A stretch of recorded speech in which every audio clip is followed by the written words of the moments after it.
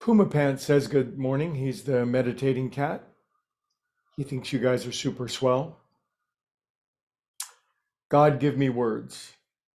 Abraham Lincoln is certainly one of my heroes. Love that guy. We could use an Abraham Lincoln nowadays, couldn't we? It seems. But he frequently used a phrase along the lines of operate in accord with the angels of our higher nature. And of course, if we're operating in accord with the angels of our higher nature, such a beautiful way to put it. It's probably from the Bible. He was a scholar on the Bible amongst many other forms of education for sure. But if we're counseled by Abe to operate from the angels of our higher nature, it obviously means we have angels of our lower nature as well. Well, what does that mean? I guess the classic metaphor would be, the angel on this side and the devil on this side. But what it seems to represent to me is the tug of war. And it seems like we humans are involved in a tug of war reality. And I do have this opinion that Earth is a planet where souls go when they're in the tug of war between two different worlds. And we might call it the spiritual world and the material world. The Earth is such a beautiful plane of existence that has both, doesn't it? It seems it has all of its spiritual pursuits and exercises, glories and wonders, and it has all of its seductive, interesting, wonderful, distracting material enterprises. And there's always a pull between the two worlds. And it does seem to me as though all of us in any pursuit that we're involved in will always be in the phase where we're between two worlds, where we're on the fence, where we're sort of living in indecision. In spiritual literature, they frequently speak of this as being double-minded or being wobbling between two worlds. To me, it seems to be very much the case with meditation, the great art that delivers more wisdom and insight, truth, and knowledge than any other pursuit. Not the only one by any means, but it's certainly the one, if done consistently, that does more to align our souls. But there is a phase, and I know there was for me, and I bet there was for you, or there is for you, the phase where, and this is the case with a lot of people that I talk to when it comes to meditation, they're in the on again, off again phase.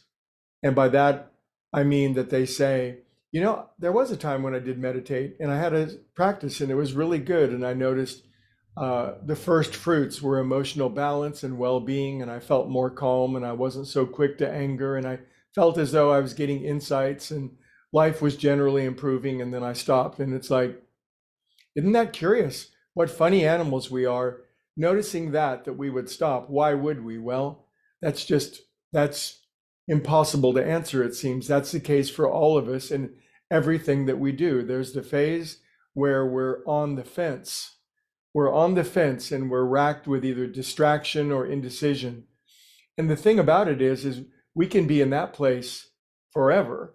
We could be, I do believe in the ongoingness of consciousness. And so forgive me for this brief extrapolation, but I think since we're ongoing consciousness, God only knows how long we've been at various pursuits or interests in our lives before we finally just go all in.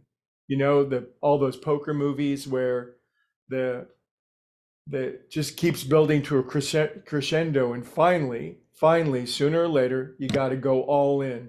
You're either going to win everything or you're going to lose everything, but you're going to find out. And that's the way it is with life. And life offers no perfect guarantees, does it? There's the uncertainty principle. If it was certain that by going all in we would win, it wouldn't be a game, it wouldn't be a play, it wouldn't be worth living. But I believe that's the case for all of us in anything that we're doing, that we'll either live in indecision, wondering, being fearful, being anxious, wondering if it's going to work out, thinking about the consequences if it doesn't. And then finally, one day we make a decision. And of course, the word decide comes from the same word as homicide, pesticide, fratricide, all those side words, which means to kill off. When we decide, we kill off one alternative and we go all in on the other one.